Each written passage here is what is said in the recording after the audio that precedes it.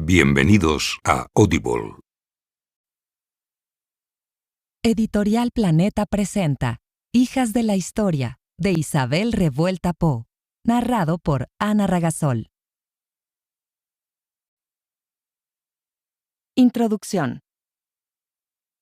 ¿Y si habláramos de mujeres de carne y hueso, no solo de heroínas o de mexicanas famosas distorsionadas detrás de mitos, escondidas tras velos almibarados y leyendas negras? Aquí hablaré de 10 mexicanas a profundidad. Algunas son casi desconocidas. Otras han sido malinterpretadas, pero aún así, han estado presentes en todos los ámbitos de la nación, tejiendo la historia de nuestro país. Conocer sus vidas a profundidad, reconocer la importancia de cada una de ellas, más allá de mitos y leyendas, es tarea fundamental para conocer la historia de México de manera más amplia. Desde sus ojos, vivencias y anhelos, desde sus tragedias y logros, desde su condición de mujeres participantes en la vida de nuestro país. Las historias de estas mujeres reales narran, junto con sus vidas, acontecimientos de los últimos 5 siglos. En tiempos recientes, la proliferación de importantes compilaciones biográficas, casi catálogos, han puesto en la mira a un sinnúmero de mujeres de diversas esferas y contextos, lo que reivindica su presencia y participación en la vida nacional. Sin embargo, la divulgación histórica también demanda escudriñar sus vidas, pasiones, penas, deseos, límites, obras y hazañas con mayor detalle. Con ello se devela su aportación a la colectividad y la cotidianidad que nos son propias. Son una parte importante del relato que nos define como mexicanos. Sus vidas son el hilo conductor del devenir de nuestro país. Su historia, con minúscula, entrelaza nuestra historia, esa que se escribe con mayúscula. Sus presencias nos guiarán a ello. Dejemos que nos cuenten momentos de estos últimos siglos, removiendo velos y capas oxidadas. Desde la fundacional Malintzin, en los albores de la conquista, hasta la deslumbrante Dolores del Río del pujante siglo XX. Todas ellas bordan, con el hilo conductor de su existencia, el tejido del que estamos hechos, y narran la parte de la historia de México que a las mujeres también nos ha tocado vivir. Cuando inicié la investigación para este libro, hace un par de años, nunca imaginé vivir, como ellas, momentos aciagos de nuestra historia, como ha sido, desde la primavera de 2020, la crisis por COVID-19 en México y el mundo. Vivir una pandemia de tales proporciones nunca pasó por mi cabeza al escribir sus biografías. Ahora siento que comparto con ellas una historia, la de mis propios tiempos, también de luchas, retos y pérdidas, pero llena de esperanza en el porvenir. Tiene sentido hablar de ellas, puesto que ahora hay una continuidad entre nosotras como mexicanas. Continuidad entre sus tiempos y el mío, transitados por el acontecer nacional, que me llena de pasión y motivación para narrar, sin mitos, los verdaderos destinos de estas mujeres mexicanas. Isabel Revuelta Poe. Ciudad de México, mayo de 2021. México prehispánico y la conquista. Primero, Malintzin, Malinali, Doña Marina. Las tres, la misma. Olutla, actual estado de Veracruz, 1502, Ciudad de México, hacia 1529. Antes de poner siquiera sus ojos sobre el rostro de Hernán Cortés en tierras mayas, tabasqueñas, en ese abril de 1519, antes de convertirse en su lengua, en su voz, Malintzin había sido vendida como esclava 2 veces por los suyos. No por los otros, no por los recién llegados, sino por los propios, por mexicas y por mayas, para quienes ella era una esclava más, solo una mujer más. El encuentro entre Hernán y Malintzin, así como la relación tan estrecha que mantuvieron en todos los sentidos, es uno de los hechos más trascendentales de la historia de la conquista y del mestizaje de México. La intervención de esta mujer políglota, ciertamente, fue definitiva en el triunfo de Cortés. Las circunstancias que vivió y las decisiones que tomó son parte fundacional de nuestra historia. Y así hay que abordarla. No solo atestiguó el nacimiento de México como nación, sino que lo vivió en primera persona. Juzgarla con ojos de otros tiempos confunde los actos de su vida como una mujer de carne y hueso. Tuvo una vida extraordinaria, crucial, en un momento también extraordinario y crucial de nuestra historia. Malinali no sospechaba los alcances de su existencia ni el tamaño de su oscura mitificación. El pesado juicio de la leyenda la condena a ser una especie de objeto seductor y monstruoso. La presenta como un personaje maldito, la traidora, la puta, la chingada, la vendepatrias y, al final, la Malinche. La célebre y mal llamada malinchista de Malinche. Se trata de un concepto tergiversado de su realidad, muy común en la historia que se cuenta como única, en la versión oficial. Una perspectiva distorsionada, nebulosa, que respondía a una postura decimonónica que, por un lado, colocó a algunos personajes en inalcanzables pedestales y, por otro, creó villanos terribles y de naturaleza execrable. Una postura sesgada y maniquea que arremete contra la historia misma, porque anula la reflexión y el debate sobre las consecuencias de los actos y las circunstancias en que se desenvuelven los personajes. La vida de Malinali, Malintzin, Doña Marina, está llena de esas circunstancias. La lengua que forjó su destino. En las civilizaciones prehispánicas, como es el caso del Imperio Azteca, la sociedad se encontraba estratificada y las mujeres vivían en absoluta sumisión. No se apartaban del ámbito doméstico, no se alejaban de su casa, para ser más exactos. Y eso era lo normal. Era el destino en el que se encontraban inmersas y perfectamente habituadas. No se esperaba que lucharan por cambiar su condición. En las labores cotidianas de alimentación y crianza, encontraban seguridad y continuidad para la sociedad.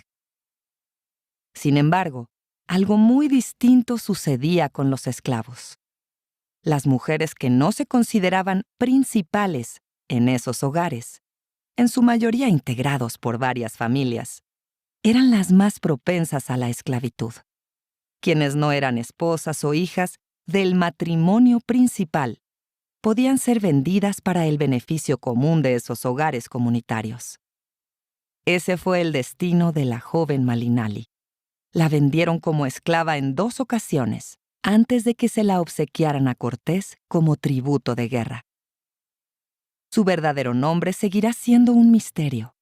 Se desconoce cómo la llamaron sus padres, pues para los pueblos prehispánicos era muy común cambiar de nombre según las experiencias de la vida. Ahora bien, el nombre con el que la conocemos, con el que pasó a la historia, Malinche, es incorrecto y amerita una amplia revisión. Paradójicamente, esta intérprete políglota, la lengua que sagaz forjó su destino y supervivencia mediante la palabra, no dejó para la historia una sola línea de su autoría. Ella no escribió jamás sobre su vida. Sabemos de su persona por quienes convivieron con ella. Incluso Hernán Cortés la menciona, por única ocasión, en la 5ª carta de relación dirigida a Carlos V. Cronistas e historiadores han escrito prolíficamente sobre ella y su nombre. Algunos sostienen que se llamaba Malinali, como la planta de la enredadera o matorral en náhuatl. Otros refieren que los españoles la bautizaron como Marina. Sin embargo, la R en náhuatl no se podía pronunciar y se sustituyó por el sonido de la L Malina y, en diminutivo, Malintzin. Ese es el nombre con el que pasó a la historia, Malintzin. Malintzin nació a principios del siglo XVI, en 1502, en Olutla, población ubicada en los límites del Imperio Azteca, en la región de Coatzacoalcos, en el actual estado de Veracruz. A esta cercanía con los dominios mexicas debe su segunda lengua. Aunque los nobles principales hablaban náhuatl, la mayoría de los habitantes de la región eran descendientes de los ancestrales olmecas, por lo que hablaban otra lengua común, el popoluca. Malintzin hablaba ambas. Sin embargo, esa niña creció con una desconfianza total hacia lo náhuatl y los mexicas, quienes constantemente asolaban a su pueblo en busca de tributos de toda índole, algunos que se pagaban con la vida. Su rechazo a los mexicas no era gratuito. A la edad de 10 años quedó huérfana de padre. Su madre, al volver a casarse para beneficiar a su hijo varón recién nacido y evitar que lo hicieran prisionero o lo designaran para sacrificios humanos, prefirió vender a Malintzin a unos traficantes de esclavos. El tributo había sido cumplido. Después de una travesía de varios días, de desarraigo de lo suyo y de todo lo que conocía como propio, llegó al imponente mercado de Xicalanco, un importante enclave comercial mesoamericano. Entre aves, plumas, frutos, cestas, textiles y demás productos fantásticos, la joven con dominio del náhuatl fue exhibida como un producto más, como una mujer bilingüe y esclava ofrecida para el mejor postor. Era una adquisición importante, decían. La compraron unos comerciantes mayas chontales de la ciudad de Putunchán, ubicada en la ribera del río Tapscoo, hoy Tabasco, en tierras muy lejanas a su natal Coatzacoalcos. En ese lugar la sometieron a las labores de mujer y de servidumbre, propias de una esclava, y con ello a un destino que con seguridad debió de ser doloroso y traumático. Unos años después, Malintzin fue arrancada nuevamente de raíz. A principios de 1519, tras su paso por las costas de la península de Yucatán, Hernán Cortés dirigió su expedición a la desembocadura del río Tapscoo. La adolescente, de 14 o 15 años, formó parte del regalo que los de Tabasco le hicieron al capitán y a sus hombres al perder la batalla de Centla, cerca del Xicalanco, el gran mercado. En 2 horas, los mayas chontales perdieron a casi 200 hombres. Tapscoo, señor de los 8 leones, el cacique gordo de Putunchán, no solo no podía costear semejante guerra, sino que tenía que asegurarse de que no volviera a suceder. Necesitaba congraciarse con ellos. Así les regaló a los españoles, además de joyas y alimentos, un grupo de 20 mujeres para hacerles gran servicio, pues como los veían sin mujer, y como cada día es menester moler y cocer el pan de maíz, en que se ocupan mucho tiempo las mujeres, relata López de Gómara, biógrafo de Cortés, sobre el particular obsequio. La preparación de las tortillas o del pan de maíz era de vital importancia para la supervivencia de la expedición en su avance hacia Tenochtitlan. Al regalarles a sus esclavas, los indígenas los dotaron de utilísimas cocineras y concubinas, actividades que Malintzin ya realizaba para sus amos chontales. A partir de ese momento, el destino de Malintzin cambiaría para siempre. Las mujeres regaladas fueron bautizadas antes de ser asignadas a los hombres de la expedición del extremeño. Malintzin, ahora Marina, sería la mujer del más noble y con más alto rango de los hombres al mando de Hernán Cortés, Alonso Hernández Portocarrero. Y sería su mujer por la gran impresión que le causó a Cortés, quien quería agradar a su noble amigo por su participación en la epopeya. El desenvolvimiento, el porte, la seguridad de sus movimientos y la belleza de Malintzin constituyeron un tema ampliamente comentado por sus contemporáneos. Era de buen ver, entrometida y desenvuelta. Cita López de Gómara, motivos por los que más adelante sería la compañera sentimental del célebre conquistador español. De esclava a traductora. Hernán Cortés continuó con su expedición hacia el corazón del Imperio Mexica, pero al llegar a la región de Veracruz, lo abordaron los emisarios de Moctezuma, que lo invitaron a retirarse.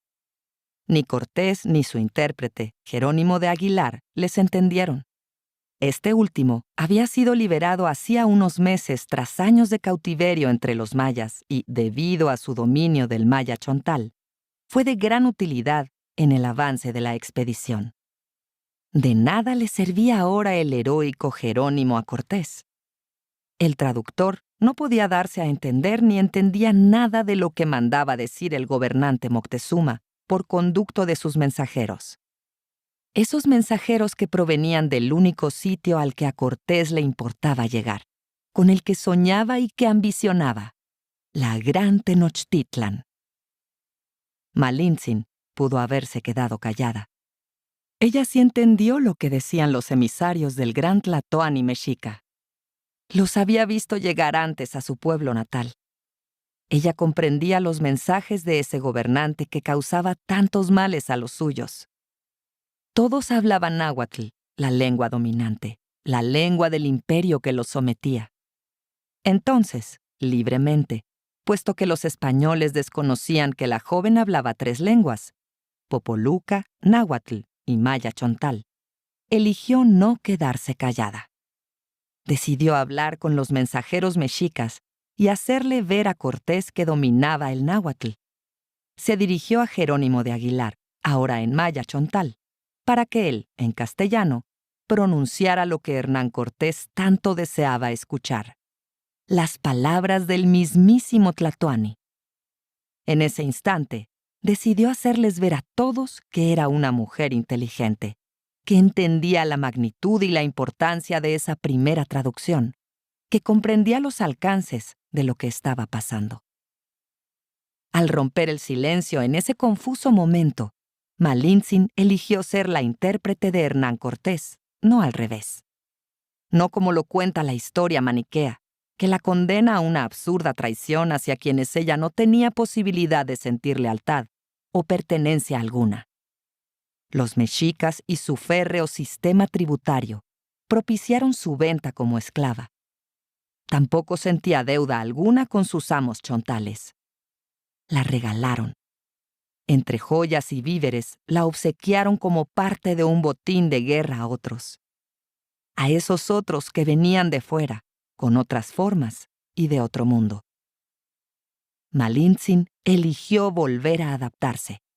El mundo, tal como lo conocía, una vez más había desaparecido. No se conformó con preparar los alimentos de Hernández Portocarrero y ser su mujer, como el resto de sus compañeras indígenas. Convirtió la acción de traducir e interpretar en una excepcional herramienta, y no solo en un medio de supervivencia, sino en una ventaja personal ante quienes dominaron la situación desde entonces, los españoles. La historia no se ha contado con claridad en este punto. No hay traición ni menosprecio, ni aprecio exagerado por lo extranjero o por lo otro, como tampoco desdén por lo propio. Malinali, Malintzin, no traicionó a nadie. No sentía a nadie como suyo. Escogió esa compleja estrategia para reiniciar su vida una vez más. Nació entonces la traductora, la faraute. Nació doña Marina. El día que Cortés mandó decir a Moctezuma que sus obsequios y su indisposición a recibirlo no lo persuadían para darse vuelta por donde había venido, y que continuaría avanzando hasta conocerlo, doña Marina, su nueva intérprete, tenía apenas 15 años. Marina se convirtió en una mujer sumamente astuta. Además de apuntarlo varias crónicas de la época, su decisión lo confirma. hizo lo mejor que podía con los recursos que tenía en esa situación extrema. Una conquista que representaba el fin del mundo, de su mundo. Pudo haber guardado silencio y recibir el mismo trato que miles de mujeres contemporáneas en su misma situación. Sin embargo, ella se volvió indispensable. Sacó provecho de su inteligencia y de su dominio de las lenguas. Supo reconocer la necesidad que tenía Cortés de un aliado estratégico, uno que lo ayudara en tan colosal y descabellada idea de conquistar a los que desconocía por completo. Ella los conocía bien. Ella se convirtió en su aliada. Doña Marina, el Doña, no lo perdería jamás por la importancia que alcanzó, como si hubiera pertenecido a la nobleza. Sería para Hernán Cortés, además de su lengua, una suerte de salvoconducto, su herramienta más preciada. Su embajadora, la que habla por el importante ante otro importante en el protocolo prehispánico. En su avance hacia el encuentro con Moctezuma, Cortés sumó a su audacia y ambición la inteligencia de su embajadora, quien no solo tradujo, junto con Jerónimo de Aguilar, sino que le aconsejó y leyó estratégicamente entre líneas sobre todos los asuntos de los pueblos sometidos por Tenochtitlan, mismos que, al final, serían los aliados con los que el extremeño logró la conquista de los mexicas. Malintzin detallaba a Cortés los modos, las costumbres, la psique y la religión de los grupos con los que tenían contacto. A su vez, era ella quien les anunciaba que quedaban liberados del tributo a Moctezuma y que su lealtad ahora se debía al rey de España, a Carlos V, y que su fe ya no sería más a Huitzilopochtli, sino a la religión católica, a Jesucristo. Para los indígenas, Malintzin era la voz por quien hablaba Cortés. Era un ente inseparable una del otro. Los concebían como a una misma persona. Siempre unidos, siempre juntos. Ambos inspiraban temor, pero también admiración y respeto.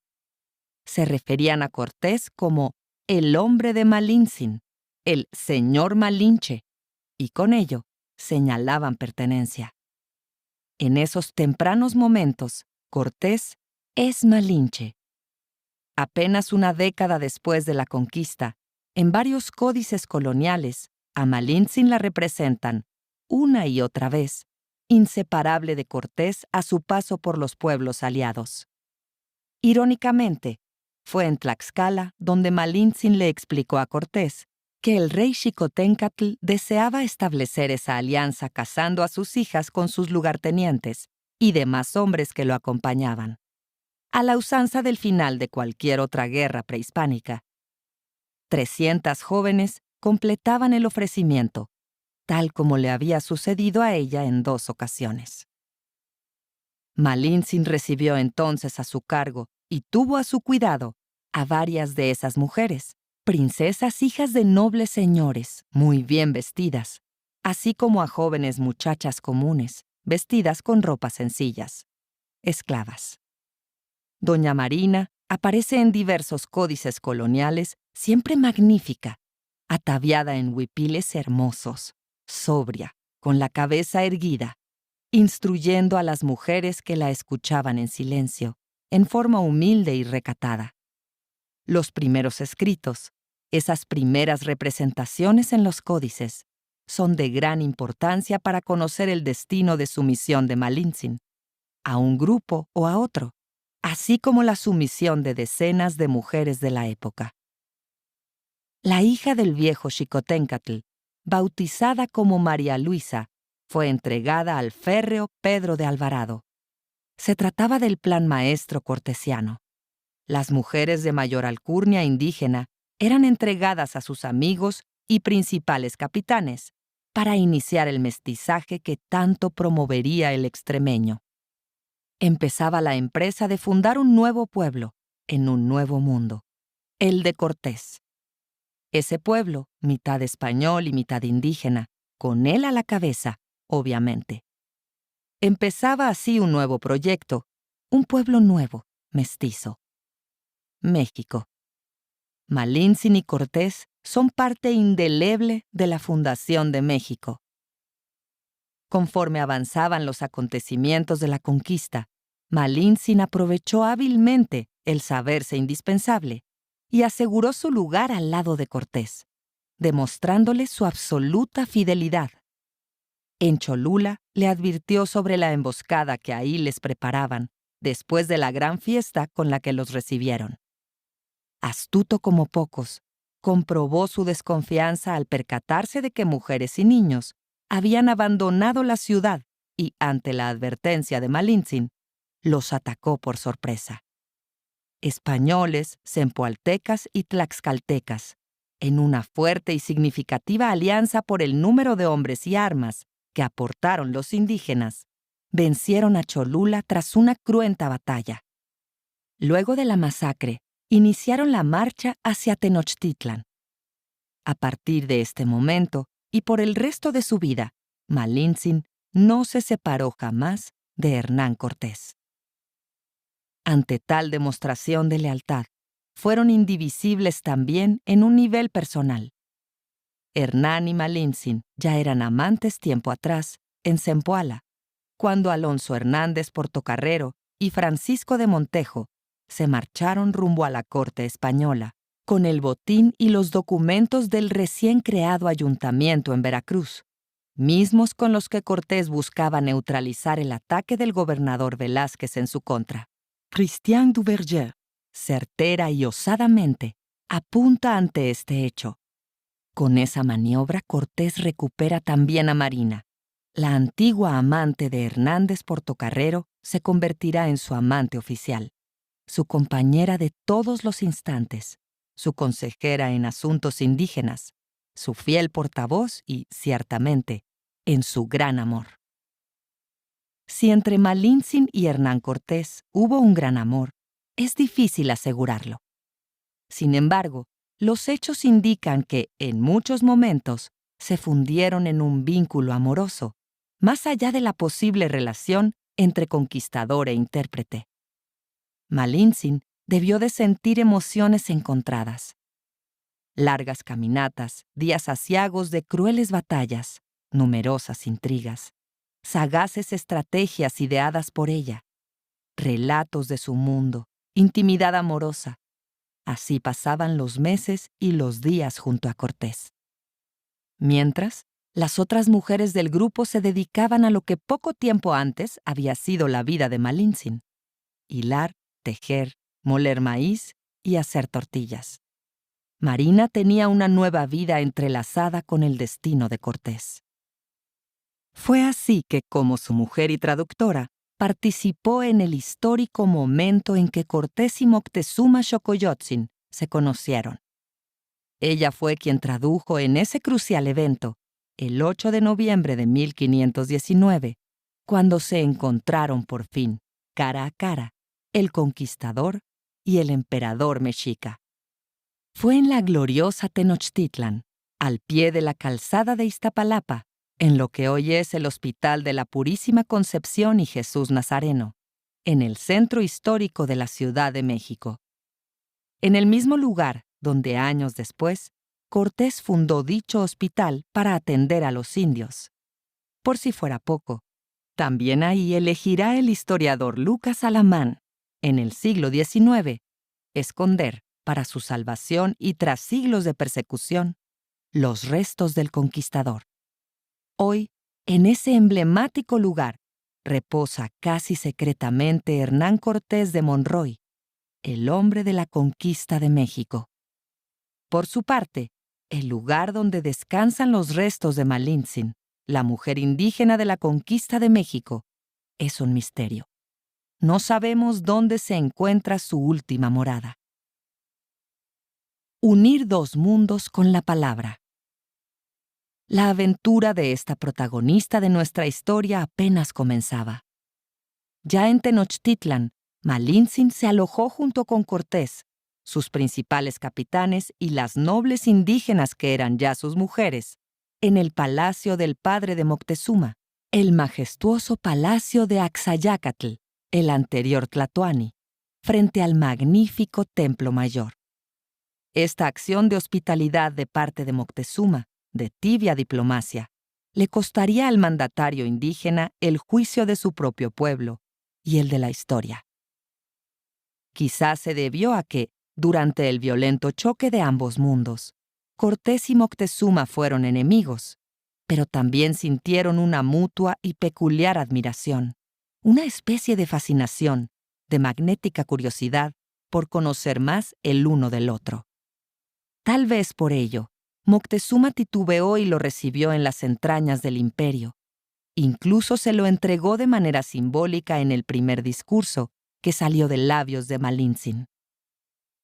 Aunque, por otro lado, también hubo recelo, desconfianza y un completo malentendido entre ellos, entre sus ideas, sus creencias y cosmovisiones. Lo que para uno era sagrado, para el otro era demoníaco, en específico, los sacrificios humanos.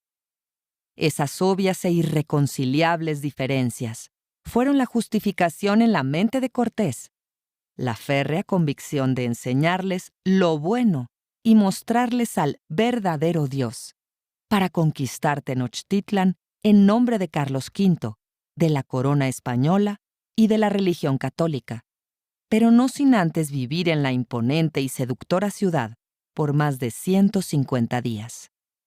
Los motivos por los que Moctezuma los alojó en ella tanto tiempo son inciertos. Algunos historiadores relatan un temprano cautiverio del Tlatoani, mientras que otros aseguran que fueron días de paseos y reuniones amistosas de tensa calma. Los españoles narraron asombrados el esplendor de Tenochtitlan. Lo que veían sus ojos no habrían podido imaginarlo ni ellos ni la otrora esclava indígena. Malintzin pasó de ser la esclava vendida en el mercado de Xicalanco a habitar el palacio de la máxima autoridad de aquellos a los que tanto temía y resentía. Ahora descansaba en el seno de lo más alto de la jerarquía militar, política y religiosa del poderoso imperio mexica. Instalada en el palacio de Axayácatl, recibió el trato de una especie de princesa y durante más de 5 meses vivió rodeada de atenciones y de sirvientas. Hay una razón para ello. Era la lengua, la mujer del hombre de mayor importancia para todos, el poderoso huésped del gran Tlatoani.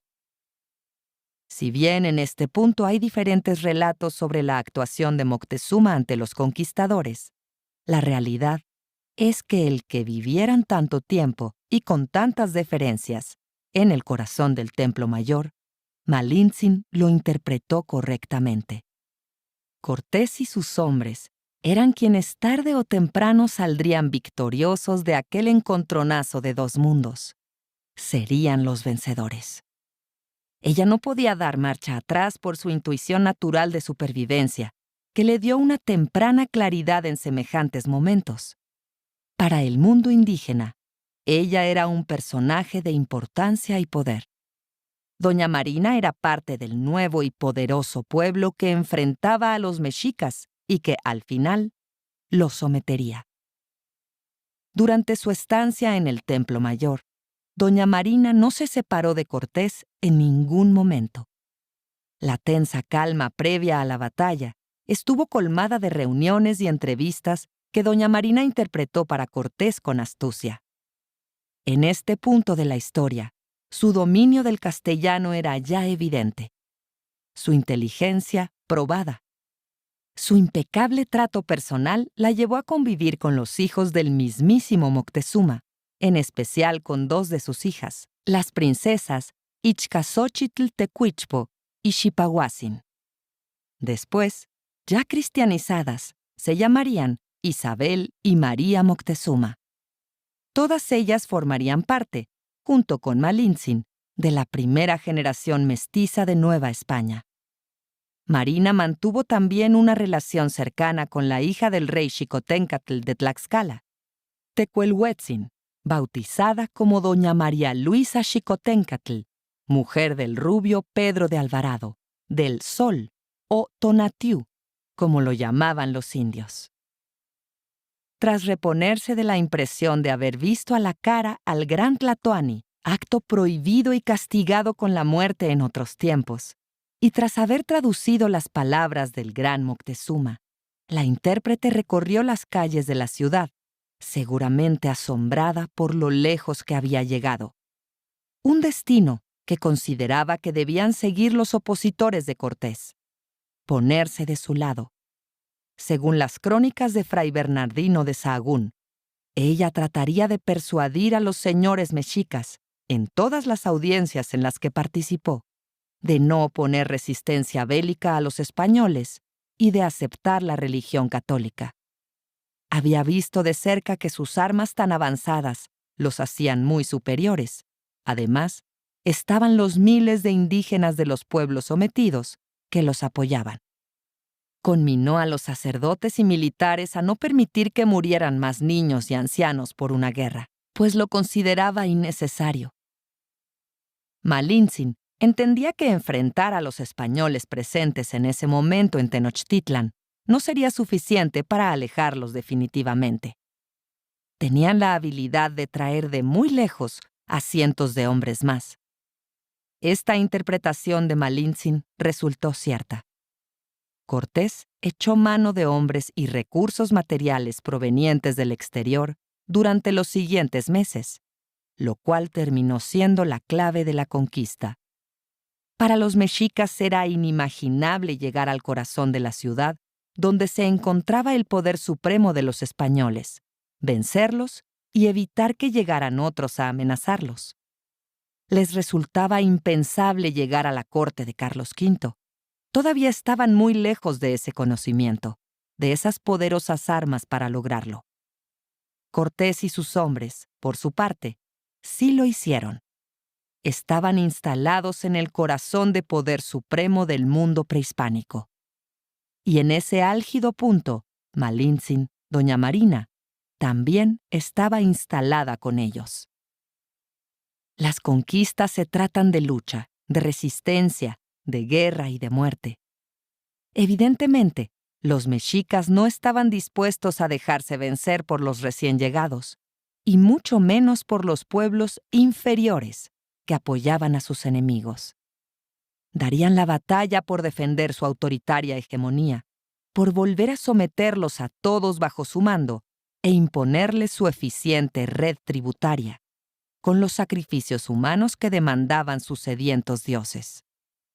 Defenderían el imperio mexica hasta las últimas consecuencias, imperio que sometió durante 200 años a cholultecas, tlaxcaltecas y totonacas. Como señala Miguel León Portilla, Hernán Cortés únicamente organizó a los inconformes en favor de su guerra contra los mexicas. Después de la matanza de Toxcatl en el Templo Mayor, en mayo de 1520, cuando Pedro de Alvarado, en ausencia de Cortés, quien había ido a Veracruz para someter a Pánfilo de Narváez, atacó a los mexicas desatando el Averno, masacrando a los principales guerreros y nobles que participaban en el festejo. Los jóvenes guerreros tenochcas se organizaron para rodear y enfrentar a de Alvarado y demás lugartenientes que pertenecían en el palacio de Axayácatl. No estaban dispuestos a tolerar más esa ambigua situación. Malintzin, por su parte, acompañó a Cortés en la aventura contra Narváez. Y aunque Cortés salió victorioso y obtuvo refuerzos, la ambición de los aventureros recién llegados y la personalidad del capitán hicieron que se unieran fuerzas y recursos a su causa. El capitán extremeño no tuvo tiempo de festejar el triunfo. Partieron casi de inmediato de regreso a Tenochtitlan al recibir noticias de la violencia desatada en el Templo Mayor. Un mes les tomaría llegar a la gran ciudad, la cual encontraron hostil, muda, en vigilia, pero en franca rebeldía por parte del pueblo mexica. Pedro de Alvarado se justificó ante Cortés. Doña Marina tradujo a Moctezuma, el prisionero, quien pidió que le dejaran calmar a su pueblo. El momento para ella y el resto de los españoles era crucial. Si permanecían en el palacio, morirían. nada se podía hacer por evitar la contienda. Moctezuma falleció unos días después, debido a las heridas causadas por las piedras que le lanzó su pueblo, en el fallido intento de pacificarlos con un discurso. Existe el debate de que en realidad murió por heridas causadas por los españoles. Sin embargo, eso resulta poco probable, pues es un hecho revelador que, en su lecho de muerte, el monarca encomendó a Hernán Cortés el destino de sus amadísimos hijos, Chimalpopoca y Tecuichpo, de 5 y 7 años, respectivamente.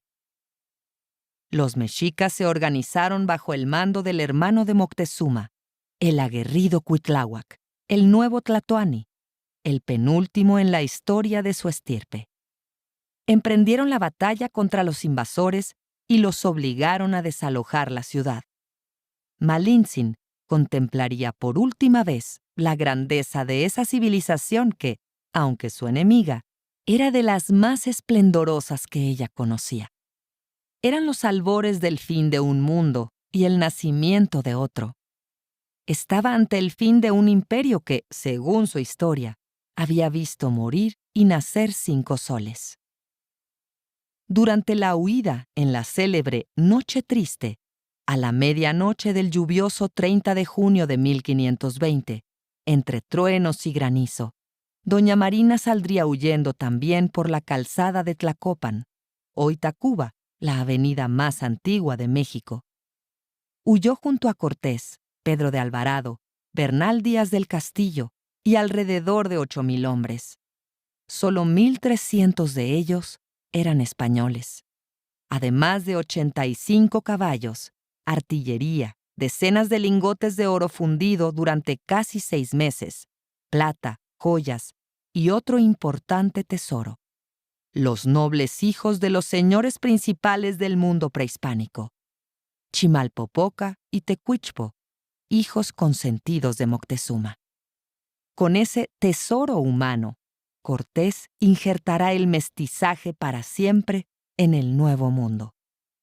El proyecto cortesiano con el que funda una nueva nación se pone en marcha. Al otro lado de la orilla del enorme lago de Texcoco, al amanecer de aquella noche, el hecho de que Malintzin siguiera con vida fue motivo de gran alegría para muchos, según cuenta de Sahagún. Entre ellos, el capitán extremeño que, aunque literalmente lloró las cuantiosas pérdidas de hombres, caballos, armas y oro de esa noche, lejos de estar acabado, regresaría un año después a consolidar la conquista del imperio mexica.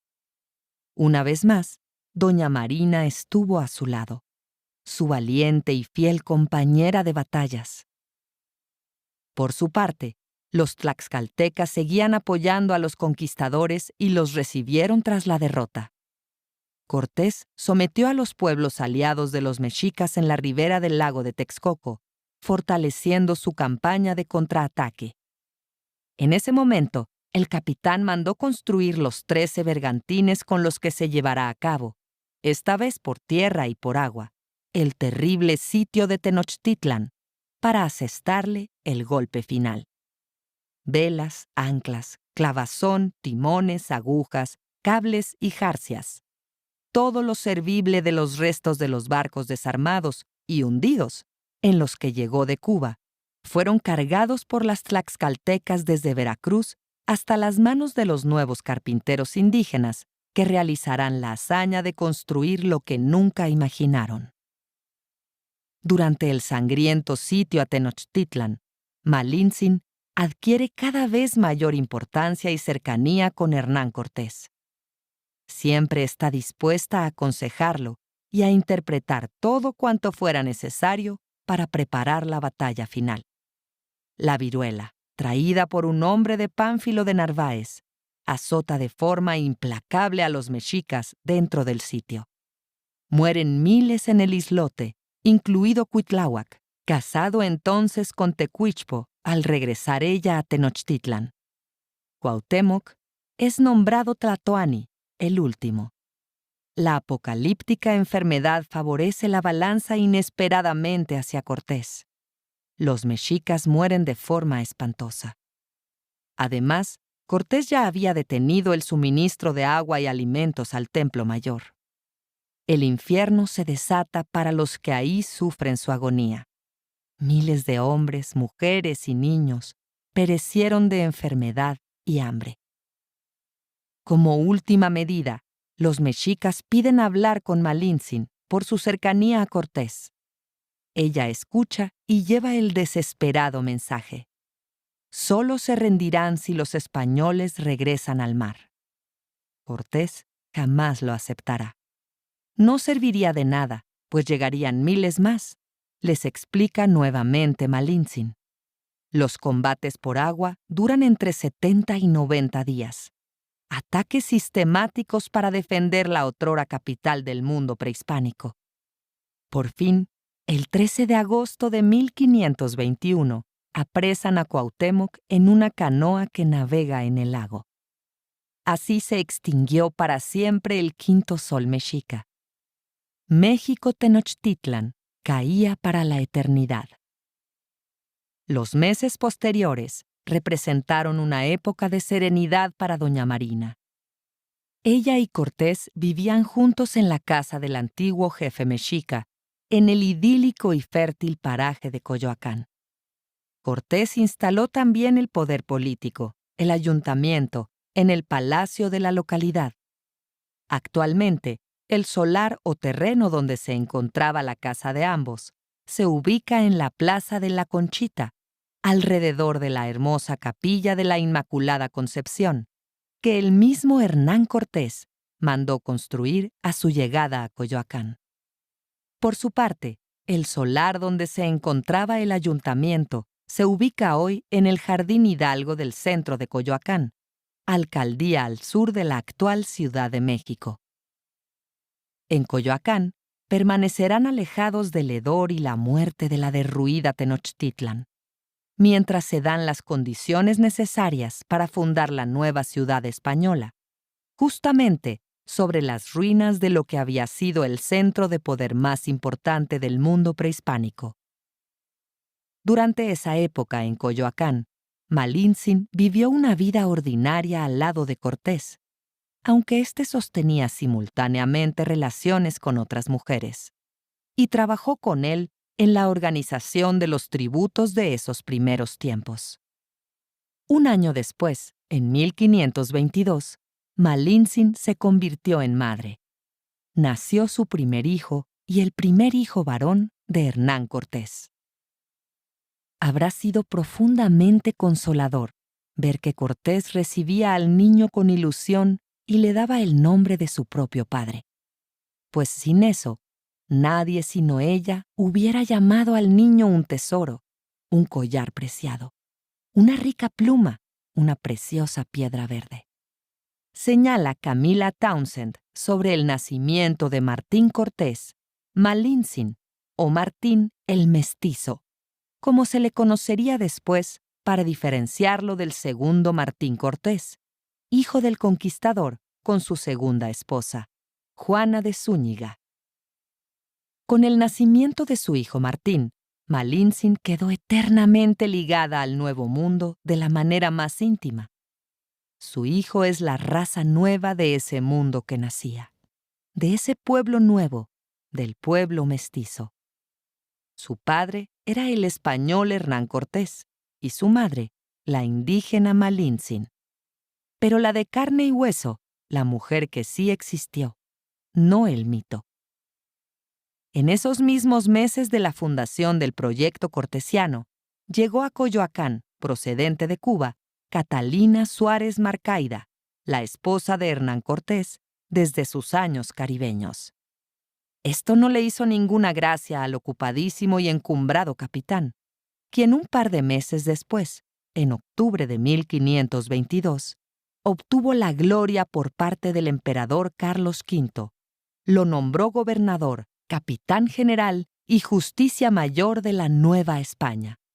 Entonces se convirtió en el hombre más poderoso del Nuevo Mundo, y doña Marina sería su compañera. Mientras que la relación del gobernador con doña Marina fluía de modo natural, el matrimonio con Catalina estaba ya muy deteriorado. Hacía 4 años que no se veían. A Catalina tampoco le hizo ninguna gracia conocer la vida que llevaba su esposo.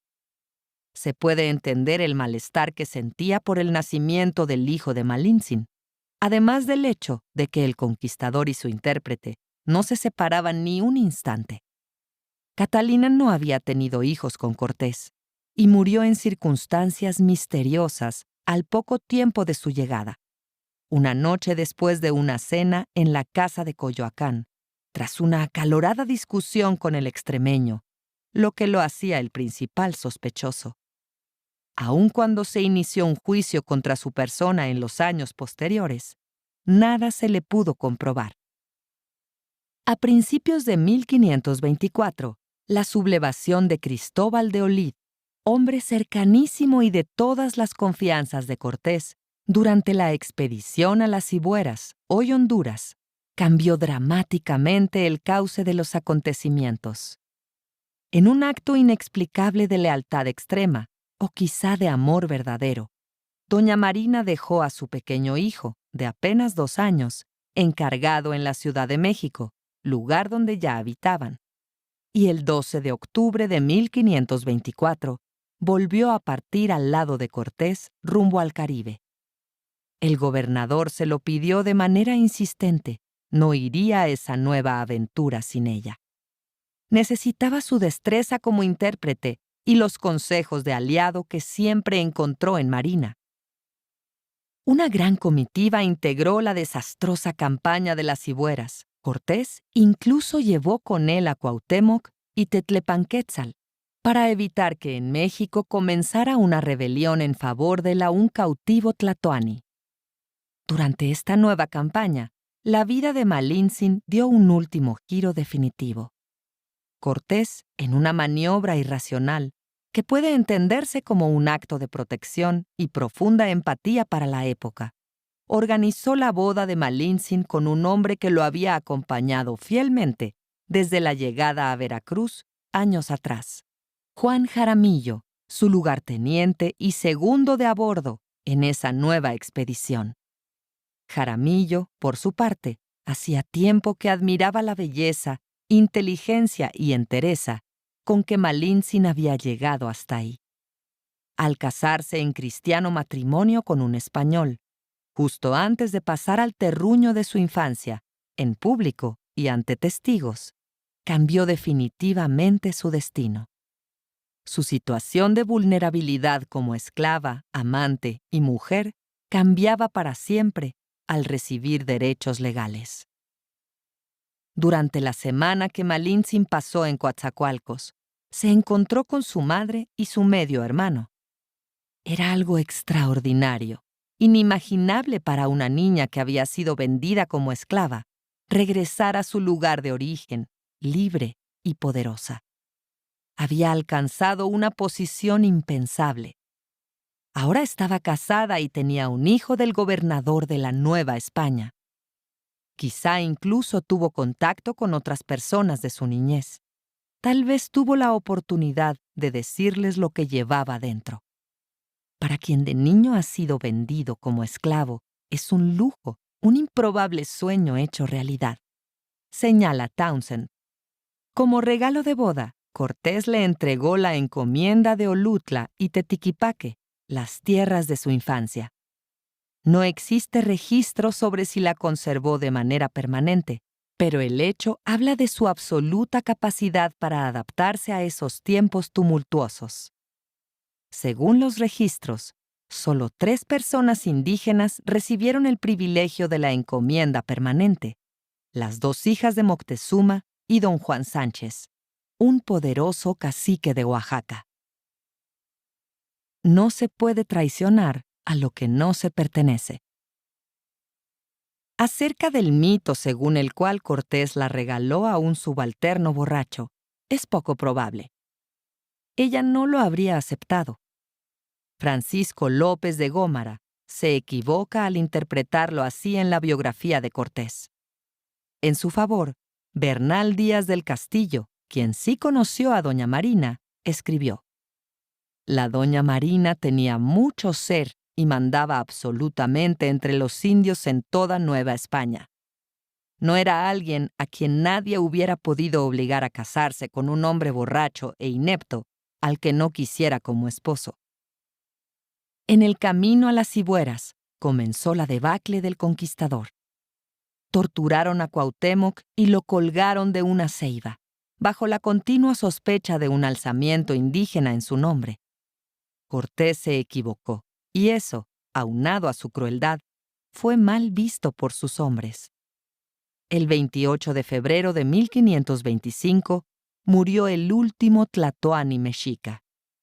La expedición resultó en un enorme costo para el gobernador de la Nueva España y, a partir de entonces, los problemas se sucedieron uno tras otro. 3 años se tardó Malintzin en volver a abrazar a su hijo. A su regreso a la nueva Ciudad de México, vivirá en una casa magnífica con su esposo y Martín. La hazaña del regreso la fortaleció aún más. Después de su matrimonio, el poder para protegerse a ella misma y a sus hijos fue definitivo. 1 año después nace su hija, María, a quien llamó como a la Virgen. La posición de Jaramillo también adquirió relevancia en la pujante ciudad. Era un buen destino para ambos. Malintzin, increíblemente, había llegado hasta ahí tras incontables vicisitudes. Jaramillo, por su lado, se contó entre los 21 sobrevivientes de los 135 conquistadores que iniciaron la conquista de México. La extraordinaria vida de esta mujer fue breve. Malintzin murió antes de cumplir 30 años, alrededor de 1528 a 1529, probablemente víctima de una de las múltiples epidemias de viruela. Al momento de su muerte, Martín Cortés era un niño de 5 años. La pequeña María era apenas una bebé que no había cumplido los 3 años. Se extinguía la vida de la mujer indígena de la conquista de México, la mujer que supo reinventarse una y otra vez, al filo del fin del mundo. El hecho de que Cortés no se casara con ella es una interrogante más de esta época. En su tiempo, la admira, la ama. Es su compañera en muchas formas. Su primer varón nace de ella. Reproduce con ella, en Martín, en carne y sangre propias, el proyecto de fundar un nuevo pueblo. Era ya marqués del Valle, el mayor de sus logros, un marqués europeo con hijos de sangre indígena. La consumación de su ideal de sembrar otra nación, una nación mestiza que avanzaba vertiginosamente. Por otra parte, Cortés tampoco se casó con Tecuichpo, la hija de Moctezuma. Con ella tuvo a su hija Leonor. De haberse casado con la princesa mexica, habría tenido demasiado poder, demasiada alcurnia y nobleza frente a la corona española. No se atrevió. Prefirió, a su regreso a España, casarse bajo las reglas del mundo del rey. Desposó a Juana de Zúñiga, hija del conde de Aguilar. Tuvo 6 hijos con ella. Sin embargo, la trajo de regreso a sus amadas tierras novohispanas. Se instalaron en Cuernavaca, en el robusto palacio del Marqués del Valle, hoy Palacio de Cortés, en el centro de la primaveral ciudad. Cortés se encargaría de la crianza de Martín mestizo, con la misma cercanía y cariño que con el otro Martín, el hijo de Juana. El Marqués del Valle murió en España, 20 años después del fallecimiento de Malintzin, tratando de regresar a territorio novohispano. Los hijos de aquella niña, esclava mujer indígena, vivieron vidas adultas y plenas.